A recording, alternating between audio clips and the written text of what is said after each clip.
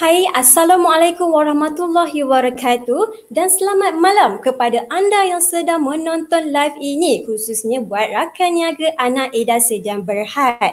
Apa khabar semua, sihat ke? Cuba komen sikit.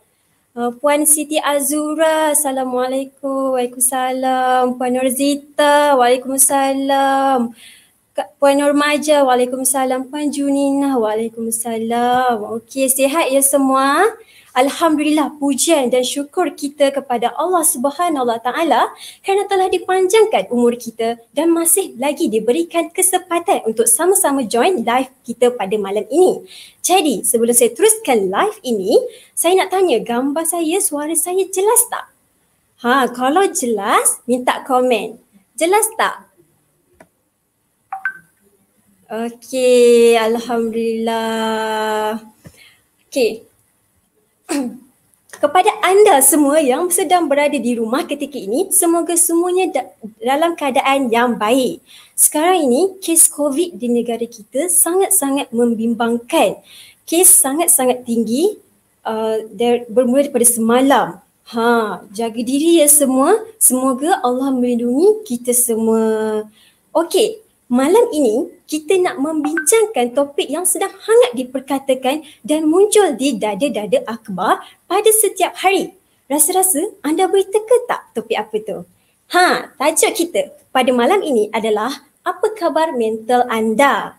Okey, jom kita tag ramai-ramai rakan-rakan kita supaya kita dapat berkongsi, dapat manfaat bersama. Okey, Alhamdulillah malam ni semua ceria. Okey, tahap kesihatan mental dalam kalangan masyarakat di negara ini perlu diberi perhatian serius memandangkan semakin banyak kes bunuh diri dilaporkan sejak kebelakangan ini. Ini yang dikaitkan dengan tekanan disebabkan pandemik COVID-19. Masyarakat sangat terkesan dari segi emosi dan kesihatan mental. Antaranya adalah kerisauan, keresahan, perasaan sedih, kemurungan serta hilang harapan untuk meneruskan kehidupan. Okey, malam ini kita akan menjemput tetamu jemputan kita yang teristimewa yang merupakan seorang depression survivor. Kenapa kita panggil depression survivor? Untuk kongsikan kepada anda pada malam ini kerana hanya depression survivor sahaja yang betul-betul memahami apa yang sedang dialami oleh orang yang depres. Okey, dan macam mana dia boleh berjaya daripada depres itu. Jadi, tanpa kita membuang masa, kita menjemput Puan Nazia Suhaimi ke konti untuk berkongsi pengalaman sendiri. Dipersilakan Puan. Hai, Assalamualaikum semua. Saya nak tanya jelas tak? Siapa nak tanya juga macam Cik Puan Sarah tanya, jelas tak? Jelas tak? Boleh dengar suara tak? Okey, semua komen jelas Puan Nazia. Assalamualaikum Puan Nazia. Waalaikumsalam Cik Sarah. Sihat ke? Sihat Alhamdulillah. Cuma penat sikit lah sebab saya baru sahaja berurusan pindah rumah dari Putrajaya ke Batu Pahat. So macam kelam kabut sangat minggu ni. Oh, jadi sekarang ni Puan dah berpindah ke Batu Pahat lah. Okey. Dekat area Puan ada PKPD ke? Tak ada, so far tak ada. Tapi dekat sini masih lagi PKP dan orang masih lagi ikut peraturan tak keluar rumah, naik kereta berdua. Macam tu. Betul tu. Sekarang ni kita nak pergi mana-mana, kita kena mengikut SOP. Okey, penonton di luar sana tertanya-tanya mengenai Puan. Okey, boleh minta Puan ceritakan sedikit tentang latar belakang Puan. Okey, pertama kali saya nak ucapkan ribuan terima kasih buat pihak Sari Damat sebab sudi menjemput saya. Okey, saya ceritalah sedikit tentang sejarah saya. Nama saya Nur Nazia binti Suhaimi. Saya berumur 31 tahun. Saya mempunyai 3 orang cahaya mata. Saya merupakan seorang suri rumah. Pada masa yang sama saya menjalankan perniagaan online iaitu smartphone fotografi kelas secara online. Untuk pengetahuan kalian, sebenarnya saya dah jalankan perniagaan kelas ni secara online ni selama 4 tahun iaitu sejak tahun 2018. Dan Alhamdulillah kelas kita dah berjaya ada lebih 4,000 pelajar secara atas talian. Okey, saya nak sentuh sedikit tentang sejarah sakit saya sebab kita pun dah bercakap tentang kemurungan kan. Saya didiagnose major depressive disorder pada Januari 2012. Mungkin masa tu saya baru umur 22 tahun. Baru je habis belajar dan ada banyak faktor sebenarnya di sebalik kenapa saya didiagnose penyakit tersebut. Dan masa tu saya masih muda. Saya tak cakna langsung tentang kesihatan mental walaupun saya dah on ubat, saya dah beberapa bulan dengan klinik psikiatri ni, doktor bekalkan sejenis ubat kecil warna pink, saya tak ingat lagi ubat tu apa, sebabkan masa tu saya sambung belajar dan saya makan ubat tu dia sangat-sangat mengganggu fokus saya untuk, saya rasa ubat tu mengganggu saya ketika itulah. Jadi saya terus je buang ubat tu, saya terus stopkan rawatan serta-merta. Saya rasa itu sebenarnya tindakan yang sangat salah lah. Tindakan yang sangat salah. Sebabnya nanti saya akan cerita. Lepas tu, lepas saya dah stop rawatan tu, saya teruskan kehidupan saya macam biasa. Saya belajar tapi end up saya kemurungan dengan lebih teruk. Kalau sebelum tu saya kemurungan sekadar macam orang kata boleh tolerate lagi lah, macam sedih, tak dapat fokus. Tapi lepas saya stopkan rawatan tu rupa-rupanya simptom tu lebih teruk, iaitu saya tak ada selera makan, saya tak dapat tidur, saya tak dapat berfikir dengan baik, saya tak dapat berfungsi dengan baik. Maksud tak dapat berfungsi ni, setiap hari saya akan tidur berjam-jam. Sorry kalau bising sebab anak-anak saya kan. Saya akan tidur berjam-jam. Saya banyak ponteng kelas. Saya ponteng kelas sebabnya saya rasa saya tak ada masa depan. Lepas tu saya fikir kenapa saya nak belajar kalau saya tak ada masa depan. Lepas tu saya ponteng kelas sebabnya saya rasa saya tak dapat fokus langsung dalam kelas walaupun saya cuba untuk berusaha belajar bersungguh-sungguh. Lepas tu saya tak bagi tahu sesiapa pun. Masa Januari 2012 saya didiagnose tu, saya tak bagi tahu mak ayah saya langsung sebab saya membesar sebagai seorang anak yang sangat berdikari, yang orang kata semua benda nak boleh buat sendiri. Tapi sampai satu tahap tu bila saya pergi rawatan ke psikiatri ni, ada brother ni dia tegur saya, dia cakap, "Dik, kau datang seorang ke?" Lepas tu saya cakap, saya datang seorang." Lepas tu saya pun tengok keliling, semua orang datang dengan keluarga. Masa tu saya fikir macam saya fikir keluarga ni kita tak dapat nak fikir dengan baik kan. Masa tu saya rasa lonely lah, tapi saya takut nak bagi tahu mak ayah saya. Ya, sebab masa tu macam stigma tentang sakit mental ni memang sangat tebal kan. Memang kalau cakap pasal depression ni nanti orang ingat gila. Nak pula masa tu masih lagi menebal dengan benda-benda macam ni kan. End up simptom kemurungan tu makin teruk sehingga kan saya repeat SEM 6 dekat degree. Saya tengah sambung belajar masa tu. Saya repeat SEM 3 saya SEM 6 saya sebanyak 3 kali. Saya tak dapat nak lepas setiap SEM. Akhirnya saya berhenti belajar dengan menanggung PTPTN sebanyak 24,000. Yang mana saya rasa benda tu saya kesalkanlah sampai sekarang. Dan saya masih lagi tak dapatkan rawatan lagi masa tu. Sebab masa tu memang kita fikir macam tak ada apa lah kan. Dia sekadar macam waktu tu Puan terus sebenarnya Puan dah pergi jumpa doktor lah. Dah pergi, tapi saya pandai-pandai stopkan rawatan sebab masa tu stigma pun masih menebal pada diri saya sendiri. Jadi waktu tu memang Puan tak ada share dengan sesiapa walaupun dengan kawan, bagi tahu yang Puan sebenarnya ada depression tu? Tak ada, sebab masa tu saya rasa macam sakit mental ni dia macam benda yang kita tak nampak kan. Even kita sebagai seorang pesakit pun kita rasa macam macam tu kan. Tapi inilah saya nak share malam ni. Saya harap orang tak buat kesilapan macam saya. So bila saya berhenti belajar, saya berkahwin. So masa tu saya mati-mati ingat berkahwin ni boleh menyelesaikan masalah hidup saya. Sebab masa tu saya cuma fikir aku ni ada masalah hidup je kan. Tak, dia jadi benda tu tak sama sekali menyelesaikan apa yang saya fikir. Bila saya dah berkahwin, perangai saya, sikap saya makin teruk. Saya baran terlalu baran.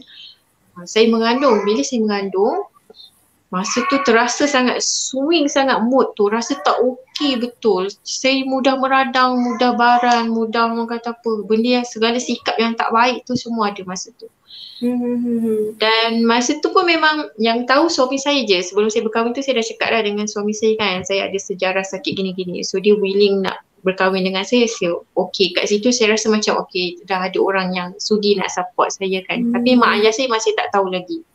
Okay. Tapi bila saya bersalin anak yang pertama, saya meroyan teruk dalam pantang. Saya menangis, saya marah-marah, saya pukul. Saya rasa nak campak. Saya rasa nak campak anak saya. Sorry kalau benda ni trigger dekat orang. Tapi saya tak tahu kenapa saya sangat benci baby saya masa tu. Saya rasa macam ada anak ni menyusahkan hidup saya. Masa tu saya tak dapat berfikir dengan waras, dengan baik. Sepatutnya seorang ibu kalau baru dapat anak, dia akan menyayangi anak dia kan. Tapi saya rasa macam cukup benci dekat anak saya tu. Dan benda ni merupakan satu kalau cerita pasal anak ni sedih, rasa nak nangis. So saya rasa tak suka dekat dia tu sampai dia dah umur 1 tahun lebih tau. So masa tu saya pregnant anak yang kedua pula. So bila pregnant anak kedua saya fikir, sampai bila saya nak macam ni kan? Sampai bila saya nak macam ni? Saya nak anak saya membesar dengan tengok saya macam ni ke? Sebab saya percaya kan, the cycle of victim kan. Kalau anak tengok kita kasar, pemukul, baran, marah-marah. So saya tak nak dia membesar, dia buat dekat anak dia macam tu juga. So dekat situ bila saya mengandungkan anak nombor 2, saya dah mula tune saya punya otak. Mindset, bukan otak, sorry. Saya dah mula tune mindset saya cakap, okay, saya kena fight apa yang saya lalui. Tapi masa tu saya belum dapatkan rawatan lagi. So sepanjang mengandungkan anak nombor 2 tu, saya belajar untuk positif. Saya mula sikit-sikit belajar ubah sikap. So masa tu saya fikir, okay, apa yang saya rasa saya kena betulkan? Saya rasa saya baran. Saya punya rasa sungguh-sungguh nak betulkan diri tu sampai saya pergi masuk kelas. Macam mana tak nak marah-marah. Masa tu sampai macam tu sekali kan, saya masuk bengkel menangani marah, menangani baran. Tapi bila saya dah pergi kelas tu, tak ada juga. Saya tetap juga marah-marah.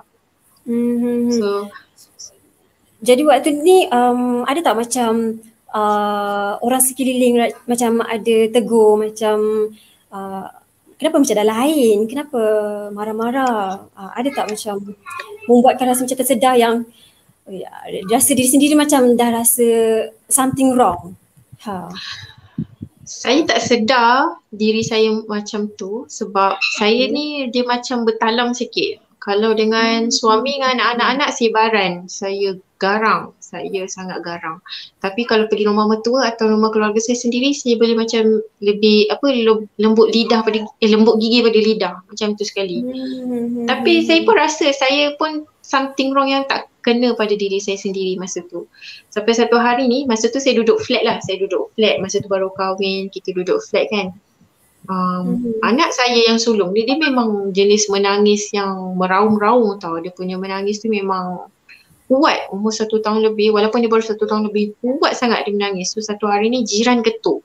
Saya ingat lagi Kak Ju, nama dia Kak Ju. Kak Ju ni ketuk, dia cakap, Nazia dia pukul anak aku. Masa tu saya tersedar, saya rasa macam apa aku buat ni? Memang tak adalah masa tu saya memukul dia macam tahap yang teruk. Tapi nak ke arah teruk tu dah ada dah. So, bila jiran saya datang tegur, saya macam tertampar dengan soalan tu. So dari situ saya rasa macam okay, memang ada benda yang tak kena dengan diri saya.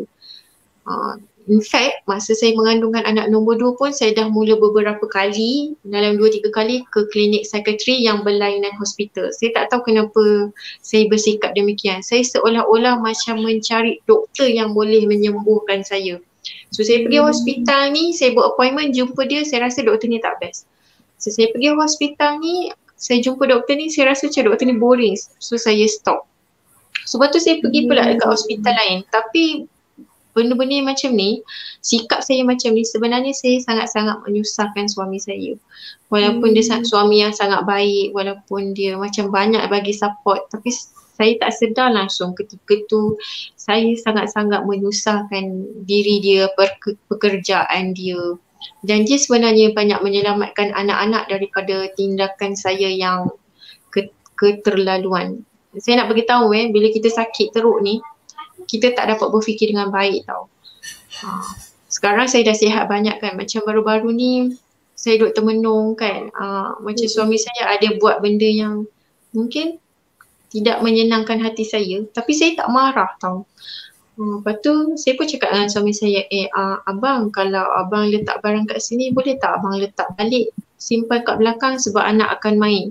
Lepas tu suami saya pun tegur, ya tahu tak kalau dulu ya dah tengking abang tu tak, ya akan marah abang, tengking abang, ya akan hempas-hempas barang.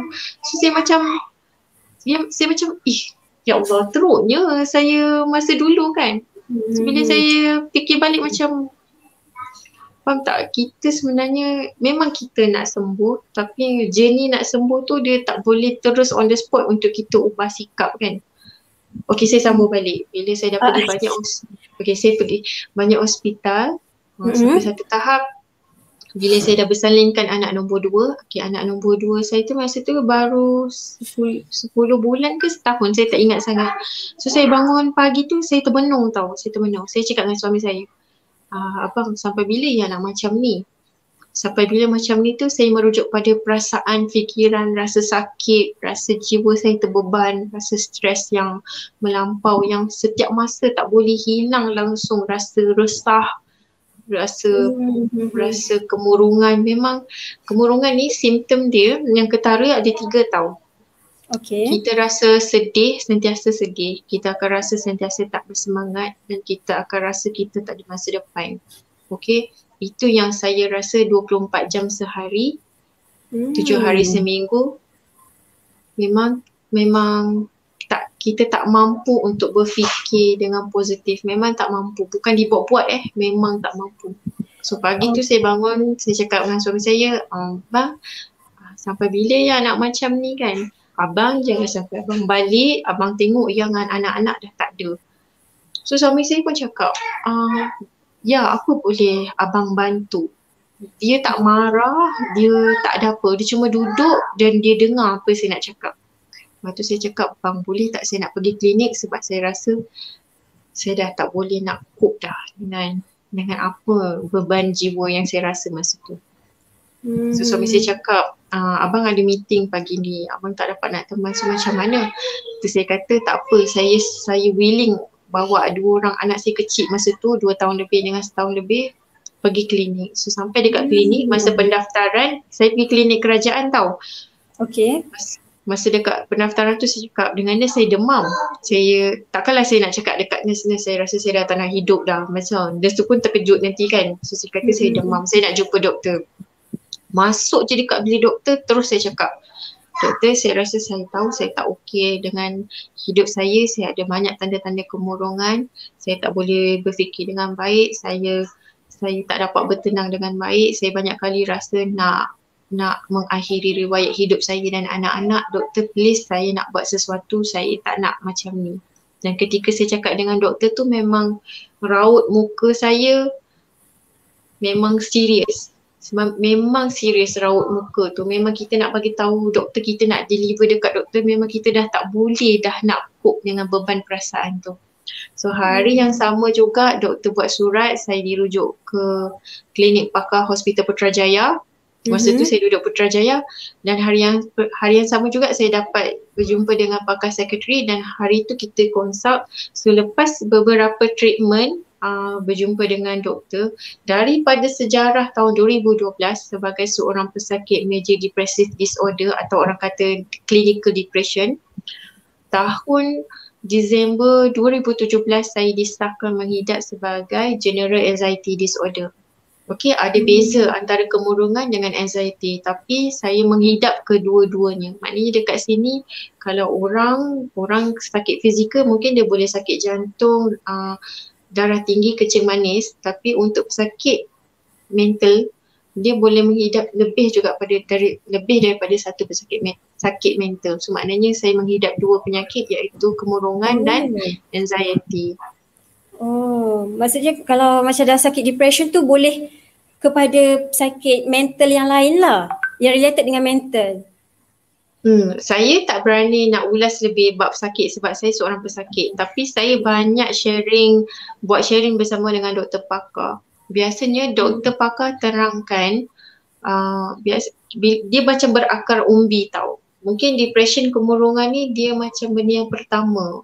So dia boleh develop kepada sakit-sakit yang lain. Okay, macam saya mungkin dia start dengan kemurungan, lepas tu saya anxiety.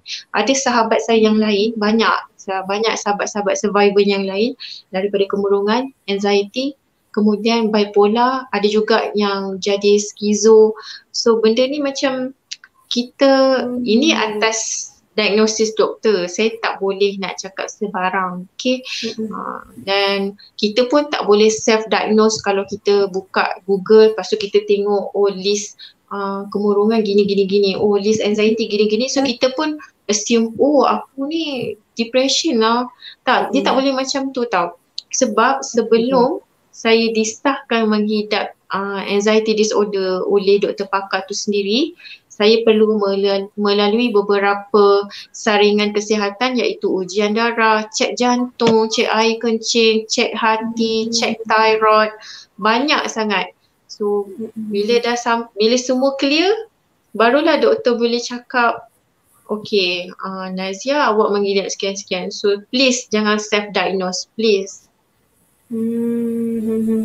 Okay, daripada waktu Puan depression tu, pun saya nak tanya tak, waktu tu Puan ada rasa macam sedih, rasa macam tak nak teruskan kehidupan. Waktu tu Puan ada rasa macam hilang kepercayaan kepada Tuhan tak? One thing yang saya rasa saya sukalah dengan diri saya sakit teruk, saya pernah tak solat. Okay, saya cakap terus terang, waktu saya sakit teruk saya tak pernah tak solat. Bukan kerana saya tak percaya Tuhan, tapi saya rasa saya tak berkemampuan untuk solat.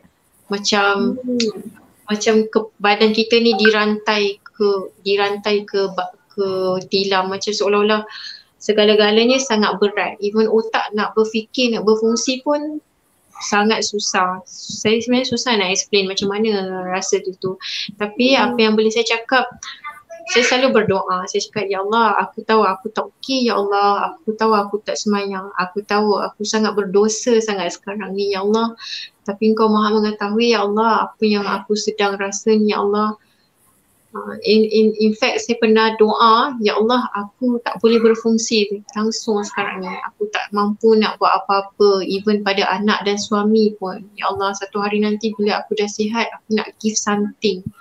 Bukan pada suami dengan anak-anak je, tapi pada masyarakat. Dan selepas 4 tahun rawatan bersama sekretari, saya masih lagi rawatan bersama sekretari. InsyaAllah esok lusa saya ke Hospital Batu Pahat untuk dapat appointment sekretari yang seterusnya.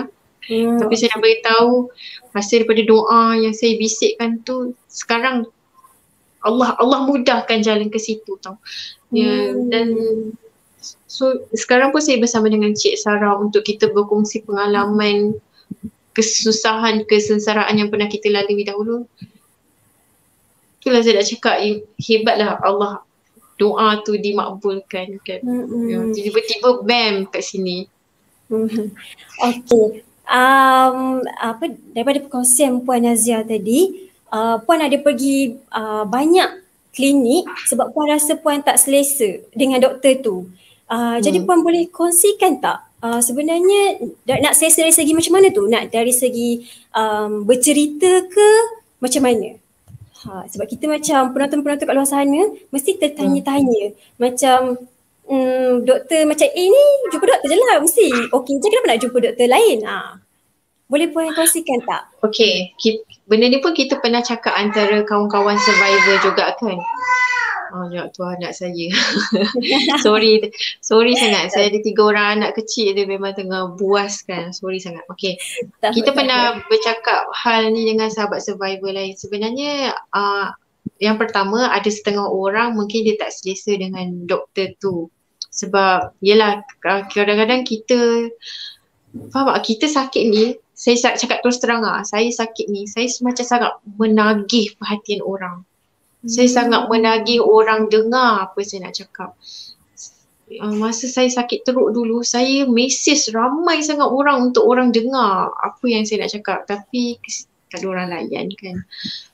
So macam bila saya pergi banyak doktor tu, saya rasa macam itu bukan saya. Ni cakap yang dari pandangan pertama tentang kita nak orang dengar. Setengah pesakit dia nak macam doktor dengar suara dia, doktor pandang mata dia, doktor macam mengangguk-angguk. Saya faham lah doktor ni kan busy. Mungkin satu hari dia jumpa pasien beratus. So dia tak, dia pun manusia biasa kan. So ada masa mungkin dia boleh layan kita, ada masa dia tak boleh layan. Tapi macam saya suka soalan Cik Sarah ni. Tapi macam saya sebenarnya, saya pergi ramai, saya jumpa ramai doktor. Saya fikir dengan jumpa doktor tu saya boleh sihat. Tapi sebenarnya saya tercari-cari solusi untuk saya sihat. Tapi saya tercari-cari tu dia terzahir dengan saya tercari-cari doktor yang betul. Sebenarnya dia semuanya berbalik pada diri kita balik.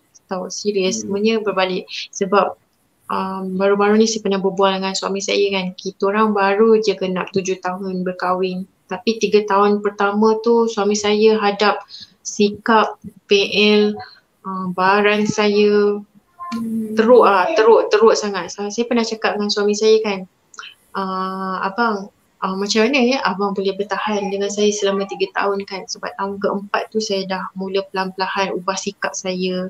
Saya kurang marah, saya kurang menengking, tak memukul anak, kurang memukul. Dia tak terus stop tau, dia kurang memukul. Dia semuanya kurang sikit dulu kan. Suami saya cakap sebenarnya walaupun kita jadi caregiver dan support system pada pesakit, tapi kalau pesakit tu sendiri yang tak nak ubah sikap dia, jadi benda tu macam tak settle. So saya rasa macam pandangan suami saya sebagai caregiver pun macam membuka sesuatu kan dari tentang pengalaman ni, tentang perkongsian ni. Alhamdulillah, Masya Allah. Sorry. Puan dikurniakan seorang suami yang sangat memahami dan diberikan seseorang yang membuka mata. Waktu tu macam puan sedar yang diri sendiri, nak tak nak memang kita kena diri sendiri, kena lawan. Okey. Jadi boleh puan kongsikan waktu tu yang maksudnya bila puan dah jumpa doktor banyak-banyak tu, so memang end up memang sebenarnya diri sendirilah, bukan macam bergantung kepada doktor sahaja. So betul. Okay, sorry. Teruja dengan soalan tu kan. Lepas saya jumpa pakar psikiatri dekat Hospital Putrajaya, masa tu saya betul-betul buka minda saya cakap doktor nak bagi saya kena masuk ward pun saya okey, doktor nak bagi ubat pun saya okey, doktor bagilah apa-apa pun, sebab saya tahu sekarang ni saya dah berada dekat medan perang saya sendiri. Saya sendiri kena fight penyakit saya. Tapi nak fight sakit ni sebenarnya kita sangat-sangat memerlukan support system. So sepatutnya hari tu saya perlu admit ward, tapi sebabkan katil penuh, so suami saya deal dengan doktor. Dia cakap saya boleh tengok Nazia. So doktor bagi dos ubat yang sangat kuat. So 2 minggu yang pertama tu memang saya tidur macam mayat hidup. Doktor terpaksa bagi dos ubat yang kuat sebab masa tu saya dah tak boleh nak control thought saya. Dia dah macam banyak sangat suara, banyak sangat benda yang sedang berlaku dalam otak tau. Yang perumpamaan dia macam kereta sekejap sana, macam jalan yang sibuk dan bising. Faham tak? Pusut kan kalau kita ada dekat jalan raya yang panas, yang pusut, yang banyak asap, yang orang memekik, orang bergaduh, bunyi horn. Lebih kurang macam tu lah yang tengah berlaku dekat dalam kepala otak saya kan. So doktor bagi dos ubat tinggi. 2 minggu saya terbaring. Saya cuma bangun untuk mandi, makan dan solat. Serius, saya cuma bangun, mandi, makan dan solat, kemudian saya akan tidur. Maknanya kalau satu hari 24 jam, mungkin saya tidur 22 jam. Serius. Tapi masa tu saya betul-betul cakap dengan diri saya willing Saya betul-betul nak sihat. Jadi dekat sinilah pengorbanan suami saya yang saya tak nampak, yang dia yang terpaksa urus anak. Masa tu kita orang baru nasib baiklah Allah mudahkan, kami baru dapat berpindah quarters dekat dengan hospital. Suami saya kerja hospital.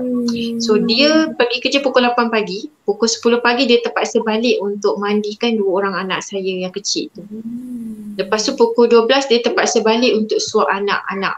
Betul ni saya cakap, sebab masa tu saya hanya terbaring, anak-anak terbiar, tak ada orang tengok. Memang kesian sangat anak-anak masa tu. Tapi saya cakap dengan diri saya, baiklah 2 minggu daripada bertahun-tahun saya biarkan anak. Betul. So suami saya memang kelang kabut lah setiap hari. 2 minggu tu dia cakap dia sangat penat. Dan lepas 2 minggu dos ubat saya doktor mula turunkan dan saya dah mula rutin makan ubat setiap malam sejak daripada Disember 2017 sehinggalah hari ini. Ni saya belum makan ubat ni. Biasanya saya makan ubat lepas maghrib betul dah tidur dah kan. Ni demi berkongsi dengan semua orang ni, saya sanggup tak makan ubat dulu. Tak ada guna je. Lepas ni habis je terus makan ubat. Saya dah, betul. Tapi saya nak cerita kita ada 4 elemen. Okay, sorry saya kongsi sikit. Sebab saya rasa macam orang terlalu takut nak makan ubat. Tapi saya nak bagi tahu, walaupun saya makan ubat, saya boleh menyusukan anak saya nombor 2 sehingga umur 2 tahun. Dan saya boleh mengandung anak saya nombor 3. Dan saya berjaya menyusukan anak saya nombor 3 sampai umur 1 tahun 8 bulan.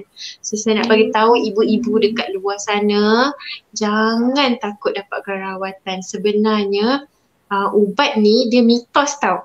Orang selalu cakap, okay, kalau makan ubat kena makan ubat sampai bila-bila. Macam kes saya ni, dia jadi 4 tahun sebab saya mengandung dan menyusukan budak. Jadi doktor terpaksa naik turun dos tu sebab saya tak boleh, kes saya tak boleh terus stop ubat. Sebab kalau stop ubat, dia boleh memberi impak, dia boleh kacau hormon dalam otak lah. Okay. So saya okey je, serius saya okey je. So saya nak beritahu jangan takut makan ubat. Sebenarnya ubat ni dia bergantung pada diagnosis penyakit masing-masing. Tahu, sakit mental ni dia macam sakit kanser, dia ada stage. Okay, ada stage yang mungkin memerlukan kaunseling je. Mungkin ada stage yang dia perlukan makan ubat sikit je. Ada stage yang kena masuk ward. Ada stage yang mungkin lain-lain lah. Yang tu saya tak tahu. Saya tak pernah lalui yang lebih-lebih kan. Itulah saya cakap bila saya mula berkongsi dekat media sosial, saya berjumpa dengan ramai survivor lain. So saya sangat bersyukur dengan sakit saya. Sebab saya pernah jumpa orang yang kena makan 3 pil. Ada yang kena makan 5 biji. Ada yang kena makan 7 biji. Macam setiap orang diagnosisnya berbeza dan mula-mula saya rasa macam sakit saya ni teruk sangat dah. Tapi bila saya jumpa ramai sangat orang yang orang kata lebih berat sakitnya tu, saya bersyukur sangat. Macam bila kita angkat sakit tu daripada pasrah ke redha, dia jadi benda yang lain tau. Kalau pasrah kita terima sakit tu macam yelah, boleh lah kan. Macam yelah ya Allah bagilah, ya Allah tak pula kena makan ubat. Tapi kalau kita redha, okay ya Allah aku okay dengan sakit ni, aku makan ubat, aku nak fight, nak sihat. So saya sambung balik 4 elemen tadi. Okay, kita dah cerita tentang support system. Lepas tu kita dah cerita tentang medical, ubat. So 2 yang lagi ni tentulah kita kena, nombor 1 sebenarnya kita kena berpegang pada Allah. Sebab Allah yang bagi sakit kan. Dan Allah juga yang boleh tarik sakit tu. Dan nombor 4 ialah kita kena ubah gaya hidup. Dulu saya kuat gula. Tahu, saya suka makan kek, minum boba, pisang cheese, apa lagi, benda yang manis. Banyak sangat. Ya betul, manis. Tapi bila saya belajar, saya ada GERD tau, GERD, G-E-R-D. GERD tu dia macam sakit reflux. Masa saya anxiety teruk tahun 2018, 19, tahun 2020, dia punya sakit tu kalau kita tak makan dia akan rasa pedih hulu hati sangat. Gas tu akan naik sampai ke tekak. Kadang-kadang saya sakit kepala. Lepas tu saya susah buang air besar. Saya nak beritahu kalau kita tak urus stres dengan baik, dia boleh beri impak pada fizikal. So dulu saya kerap demam panas dan saya kerap gastrik. saya kerap sakit pedi ulu hati ni, saya kerap migraine. Serius saya cakap. So bila saya start ubah lifestyle saya secara perlahan-lahan, tahu dia kena perlahan-lahan, dia jangan terus macam besok nak makan yang eat clean lah, nak jogging lah, tak boleh pengsan. So saya start dengan control portion makan dulu. Saya start stop gula. Tapi saya tak terus stop gula. Saya cakap, okay, kalau dulu 3 kali sehari minum air manis. Pagi nak Nescafe, petang nak Milo, malam nak teh tarik. Lepas tu saya stop terus. Bukan stop, saya kurangkan. Okay, satu hari satu cawan je air manis. So dalam masa tempoh sebulan, saya dah boleh reduce gula banyak kat situ kan. Lepas tu, saya gantikan craving manis-manis dengan makan buah. Dan setiap kali bulan puasa memang saya akan sebenarnya kita orang dah lama sangat tak pergi bazar Ramadan sebelum COVID lah kan. So setiap kali Ramadan memang saya akan masak sendiri 100%. Kalau craving benda manis pun mungkin saya akan masak macam benda yang simple lah, macam bubur pulut hitam ke apa ke, nak hilangkan craving manis tu kan. Tapi dia memang sangat membantu sangat bila kita sihat perut, otak kita sihat. Dan saya percaya, baru sekarang saya percaya kenapa Rasulullah dia sangat jaga pemakanan, sebab usus merupakan otak kedua dalam badan. So kalau perut tak sihat, otak tak sihat. So memang kena, saya harap sangat orang yang mendengar ni kan, macam kita PKP, dan saya percaya macam PKP ni ramai sangat orang yang terkesan dengan COVID ni. So ramai yang duduk rumah akan mula makan macam-macam. So, saya nak bagi tahu pemakanan memang sangat-sangat, gula ni dia sangat-sangat memberi impak bukan pada kita je, pada anak-anak pun. So gula ni memang musuh nombor 1 sangat. So saya harap kalian cubalah reduce, kurangkan gula dengan harapan dia dapat membantu untuk kita stabilkan emosi kita sendiri. Sorry cakap banyak dah macam pakai motivasi. Tak apa. Okey, kepada penonton-penonton kat luar sana yang rasa ada soalan-soalan nak tanya kepada Puan Nazia, boleh saja komen. Nanti kita akan terus baca dan terus jawab. Okey Puan Nazia, tadi Puan Nazia ada cakap, dia menceritakan berkaitan dengan depression. Kemudian Puan ada kena anxiety. Okey, jadi waktu tu macam mana Puan boleh detect yang sebenarnya depression dengan anxiety ni, sebab sebenarnya anxiety memang lain lah, penyakit yang lain. Jadi waktu tu macam mana Puan boleh detect yang ini bukan depression? Sebenarnya saya tak tahu langsung pasal anxiety ni. Tak tahu langsung sebab masa tu memang tak cakna langsung tentang kesihatan mental. So bila doktor diagnose saya anxiety, saya tak faham apa benda anxiety ni. So, bila saya buat reading baru saya faham rupanya simptom kemurungan dan simptom anxiety adalah 2 benda yang berbeza. Kalau kemurungan kita lebih rasa macam lembek, malas nak berfikir, nak tidur je, rasa lemah, rasa macam tak ada semangat. Tapi anxiety lain. Anxiety ni dia buat kita tak senang duduk. Kita akan risau yang melampau. Risau yang melampau tu macam, contoh, saya bagi contoh Okay, saya nak bawa anak keluar. Macam mana kalau ada polis tahan? Kalau polis tahan, kena saman. Kalau kena saman, macam mana nak bayar? Kalau nak bayar, kena gadai emas ke?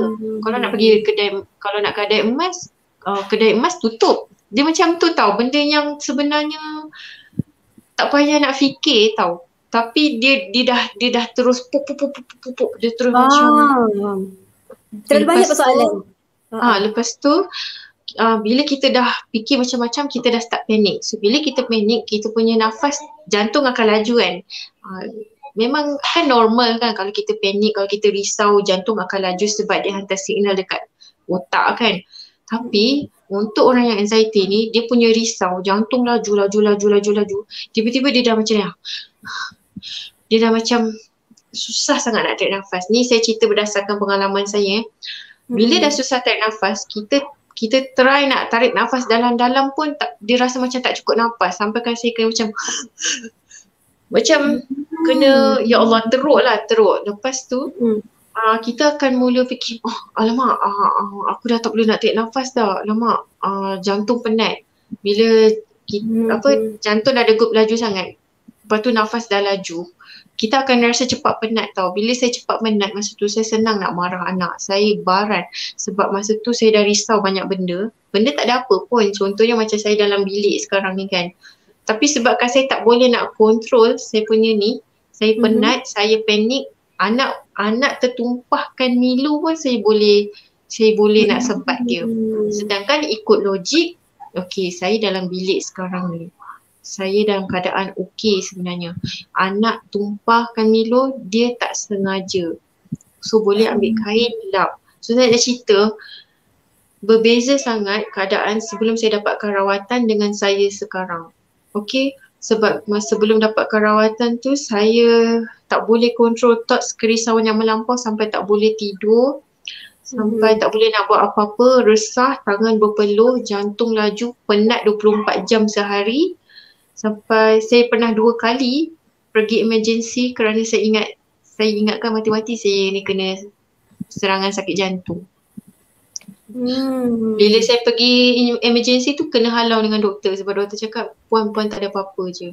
Kan? Sebab kita rasa kita sakit jantung sebab fikiran kita. Tapi sebenarnya apa yang kita fikir pun dia hantar signal dekat otak juga kan. Dan otak tu pun akan menzahir akan hantar signal kat badan untuk zahirkan apa yang kita fikir. So bila saya dah sihat banyak sekarang ni, ada sekali tu saya pergi rawatan dengan occupational therapist. So dia ajar teknik mindfulness. Okay, teknik ni macam bila kita dah panik, kita kena tarik nafas. Okay, buat macam ni. So teknik dia tarik nafas, tahan, hembus. Teknik ni teknik deep breathing, okay? Tarik nafas. Okay. Tahan, hembus. Buat sampai habis, buat sampai kita relax. Lepas tu sambil kita buat, kita boleh fikir, okay, aku sekarang dekat dalam bilik. Okay, ada lampu, ada 4 biji lampu. Oh, kipas ada 5 bilah.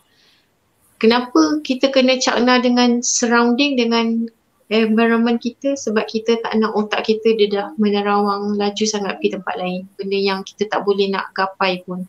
Tapi kita boleh fokus. Kita boleh fokus dengan keadaan diri kita sekarang. Okay, faham. Lepas panjang huraian penceritaan Puan Nazia, perkongsian beliau untuk kita pada malam ini menunjukkan yang Puan betul-betul seorang yang sangat kuat dan terlalu banyak perkara yang Puan telah hadapi untuk mengharungi penyakit depression dan anxiety ini. Okey, jadi kita nak tanya, Puan ada ceritakan tadi berkaitan yang Puan ada buat bisnes. Jadi adakah itu salah satu cara Puan untuk nak melawan penyakit depression ini? Dan macam mana Puan ada terasa macam nak buat bisnes dan kenapa fotografi? Sebenarnya sebelum buat fotografi tu saya dah buat macam-macam bisnes dah. Saya pernah ambil tempahan buat frame, saya pernah buat NGO and join NGO. Lepas tu saya pernah jual biskut timbang. Lepas tu pernah buat apa lagi macam jadi freelancer, graphic designer. Tapi semua benda tu macam tak kena tau. Bila saya buat, saya rasa sebenarnya apa kita buat pun ada cabaran. So bila saya buat satu kan, saya berhenti, saya buat satu, saya berhenti. Sampailah saya nak buat kelas smartphone fotografi saya ni, bila ada sampai satu liku tu saya rasa saya nak berhenti lagi. Tapi suami saya tanya, sampai bila nak lari daripada masalah? So dekat situ baru saya sedar, sebenarnya saya suka lari daripada masalah. Bila lari daripada masalah, masalah tak selesai pun. So since saya suka sangat fotografi dan saya rasa fotografi tu jiwa saya, dan sebenarnya dari kecil lagi saya nak jadi cikgu. So saya agak frust bila umur 18 tahun tak dapat maktab perguruan. So saya fikir saya ada basic.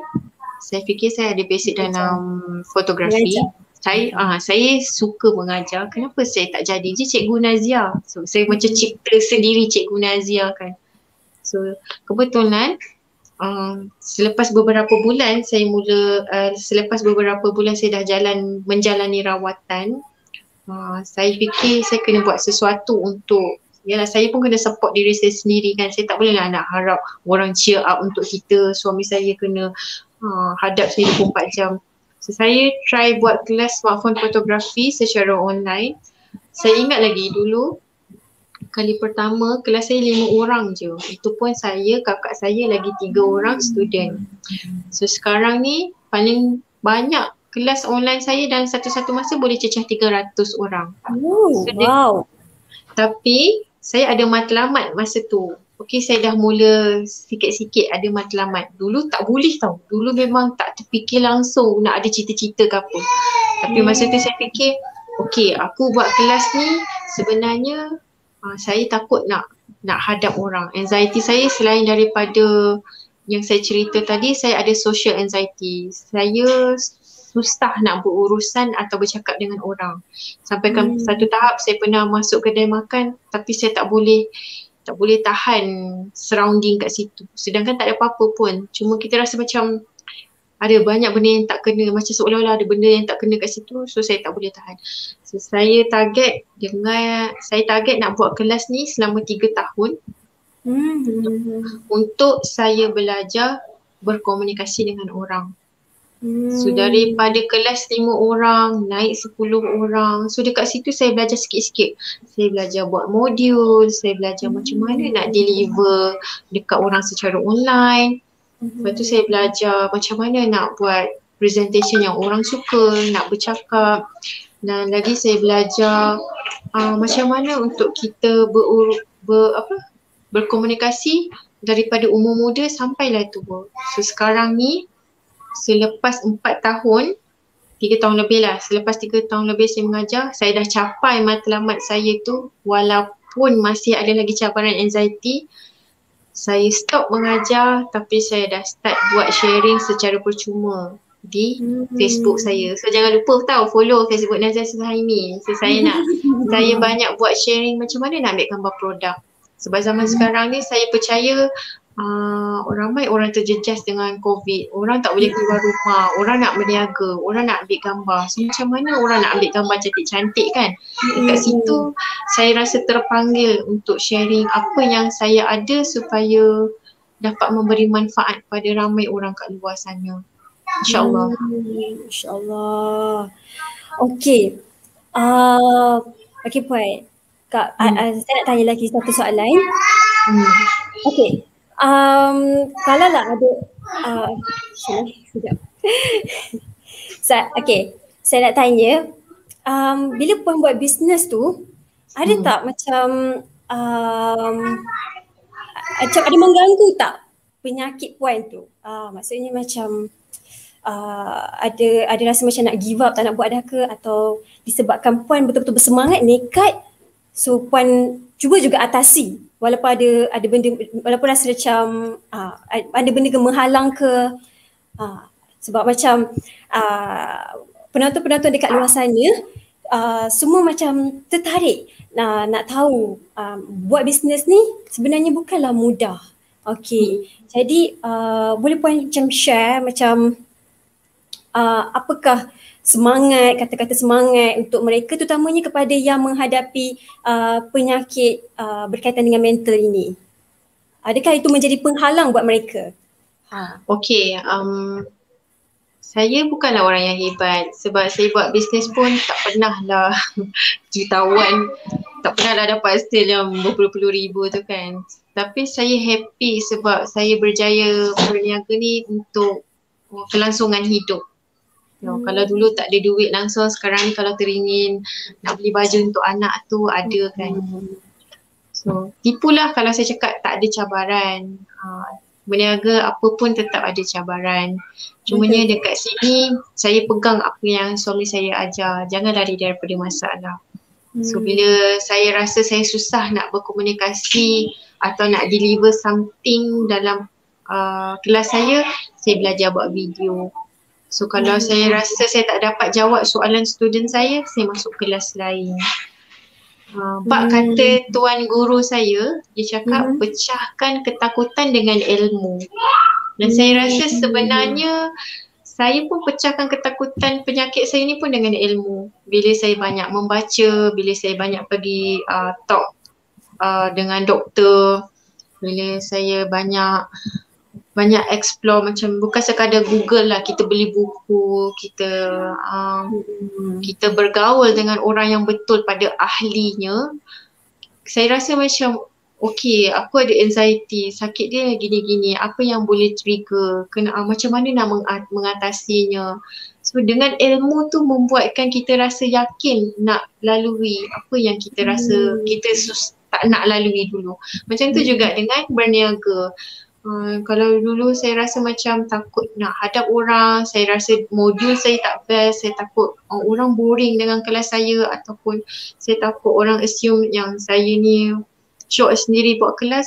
So saya sentiasa top up ilmu untuk mengatasi rasa ketakutan tu. Jadi kan saya nak bagi tahu semua orang kat luar sana, walaupun kita semua terjejas dengan COVID, walaupun kita tak boleh keluar, sebenarnya ada banyak sangat kelas free. Zaman sekarang ni walaupun COVID, orang kita dah jauh ke depan. Cubalah buka Facebook, follow lah mana-mana orang yang kita rasa kita boleh follow diorang untuk dapatkan ilmu. Dan saya percaya daripada itu adalah langkah pertama untuk kita cari circle yang baik. Bila kita cari circle yang baik, kita bergaul dengan orang yang baik, insya-Allah tindakan kita pun akan mula jadi baik. Saya bukanlah pakar motivasi ke, saya bukan siapa-siapa, tapi ini apa yang saya buat untuk saya fight apa yang saya lalui dahulu.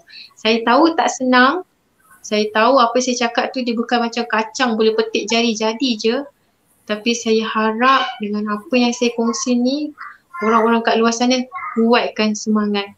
Tolong kuatkan semangat, sayang diri sendiri dulu. Bila kita sayang diri kita, insya-Allah Allah akan mudahkan kesusahan yang kita lalui ni. Okey, kuatkan semangat semua orang. Cayok. Walau apa pun terjadi, kita kena bangkit, kena selalu positif. Kita kena sayang diri sendiri kita, sebab siapa lagi boleh sayang kita kalau bukan diri sendiri, betul tak? Okey, tweet. Okey, apa lagi? Saya nak tambah sikit. Kalau dah buat, okey, untuk orang-orang dekat luar sana, kalau kalian dah start buat, ada masanya kalian rasa down, it's okay nak rasa down. Kalau nak nangis, it's okay nak nangis. Kalau rasa nak give up, it's okay nak rasa give up. Sebab kita manusia biasa, kita tak boleh nak elak rasa kecewa, rasa sedih, rasa putus asa. Tapi once awak semua dah berehat, dah raikan perasaan tu, pecut balik, buat lagi. Sebab saya percaya bila kita accept kekurangan kita, sebenarnya kita akan naikkan kita punya kelebihan kita, bakat kita, keyakinan diri kita, insya-Allah. Okay, insya-Allah. Okey. Sebelum kita mengakhiri kita punya live kita pada malam ini, saya nak tanya lagi satu soalan. Kalaulah ada orang mengadu tentang masalah, Puan sebagai depression survivor, boleh Puan nasihatkan tak? Macam mana cara kita apabila kita dengar orang nak sharing dia orang punya masalah, macam mana cara kita respon? Okey. Boleh Puan kongsikan? Okey, saya nak share daripada pengalaman saya. Masa saya sakit teruk dulu dalam keadaan. Hello? Dapat tak? Dapat tak? Ada tak? Hello? Dia macam line slow sikit. Macam start sikit. Okey, Hafiz cakap ada. Sekejap ya, saya tengok. Okey, saya teruskan ya. Okey, saya nak share pengalaman saya masa saya sakit teruk dulu. Masa saya tak boleh berfungsi, saya terbaring, saya tak mampu nak buat apa-apa. Walaupun saya ponteng kelas hari-hari, walaupun saya rasa masa tu saya nak mengelak semua orang, ada seorang sahabat saya ni setiap hari dia tetap akan ketuk pintu. Dan soalan dia simple je, dia akan cakap, Nazia okey tak hari ni?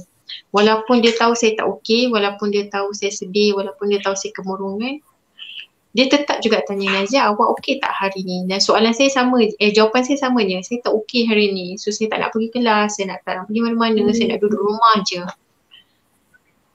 Tapi end up soalan dia tu sebenarnya menyelamatkan saya, sebab masa tu saya dah fikir saya nak buat macam-macam.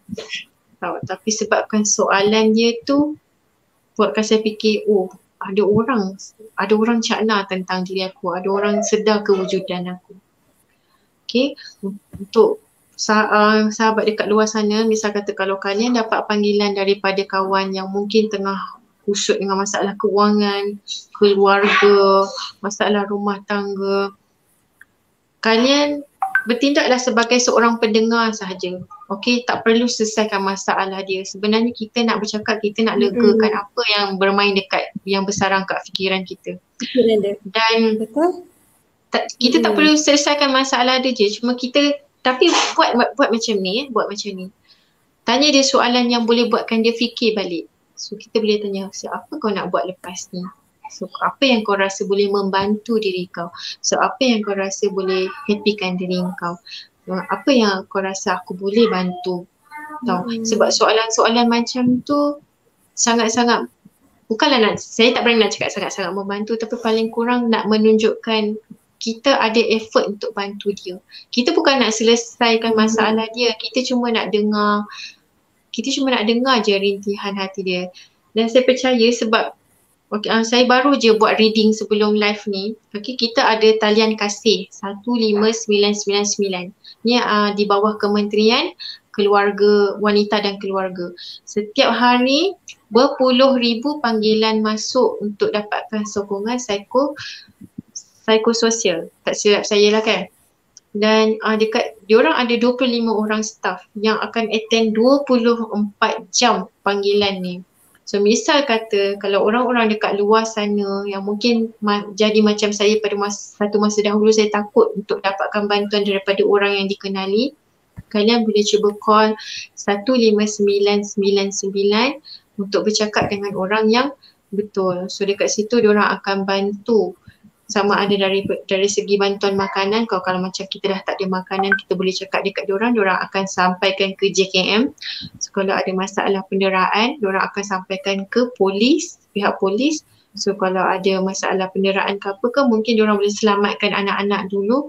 Jangan takut untuk dapatkan bantuan, kuatkan semangat. Alright, kalau kita tak kuatkan semangat, tak ada siapa nak bantu diri kita melainkan diri kita sendiri. So berbalik pada tadi, kalau ada kawan-kawan call, kalian cuma perlu bertindak sebagai seorang pendengar sahaja. Pendengar, dan jadilah pendengar yang alert. Tahu, kalau orang tu bercakap, cakaplah ya, okey, ya ke, sebab dari walaupun dia sekadar ya, sedap tahu hati kita. Kalau kita cakap orang tu senyap je kan, macam aku ni cakap ni ada line ke tak ada line ni kan. Tapi kalau kita bercakap, orang kita jawab kan. Kalau kawan call, kita pun cakap ya ke, ya Allah kesiannya, tak, hati dia pun sedap tau. Dan cubalah tawarkan apa yang kalian boleh bantu. Tak semestinya wang ringgit, tak semestinya, cuba cakaplah macam, kau nak aku telefon besok ke, ataupun WhatsApp, kau okey ke? Okey, sekarang ni semua kita hashtag kita jaga kita kan, dan saya rasa kita angkat bendera putih tak semestinya pada bantuan makanan. Saya percaya ramai juga yang perlu angkat bendera putih untuk bantuan sokongan sosial. Ya, betul. Betul sangat. Okey. Sebenarnya kita sebab bila ada rakan-rakan yang datang nak menceritakan berkaitan masalah diorang, first paling utama sekali kita jangan tak perlu pemberi penyelesaian, kita hanya jadi pendengar yang baik sahaja. Lepas tu kita tunjukkan kita concern. Lepas tu paling penting sebenarnya jangan judgemental, jangan judge, betul tak? Betul sangat. Sebab bila kita judge, Percayalah waktu tu je lah kawan kita akan call kita. Nanti dia lepas ada masalah dia tak nak cari kita dah. Sebab dia akan macam baik, dalam hati ni kita tak tahu pun apa orang tu rasa, apa orang tu lalui. Even kalau orang demam pun kita tak tahu tahap orang demam tu, kita boleh cakap lah demam je. Kita tak tahu dia punya struggle dia macam mana. Okay Puan, nampaknya masa kita dah mencuburi kita. Dah lebih 1 jam 10 minit dah ni. Ya Allah, terima kasih atas perkongsian yang sangat-sangat bernilai pada malam ini Puan Nazia. Terima kasih banyak-banyak. Dan kita dapat sambutan yang sangat baik ya malam ni. Terlalu ramai penonton kita pada malam ini yang rakan-rakan untuk melihat sekali. Terima kasih Puan. Okey, mungkin kalau kita ada kesempatan, kita akan berjumpa lagi di lain waktu. Terima kasih Puan Nazia. InsyaAllah. Terima kasih Puan Nazia atas perkongsian yang sangat bernilai pada malam ini. Terima kasih banyak-banyak. Semoga kita berjumpa lagi. Okey, selamat malam. Okay, saya pun nak ucap terima kasih juga buat pihak Anak Hidayah sebab sudi menjemput saya, dan terima kasih juga Cik Sarah kerana menyantuni saya dengan baik, dan terima kasih semua sebab bagi support live pada malam ini. Terima kasih banyak-banyak. Assalamualaikum. Terima kasih. Waalaikumsalam. Ramai yang berdoakan semoga Puan Nazia sentiasa dalam keberkatan dan sukses dalam bidang yang dalam hidup Puan Nazia.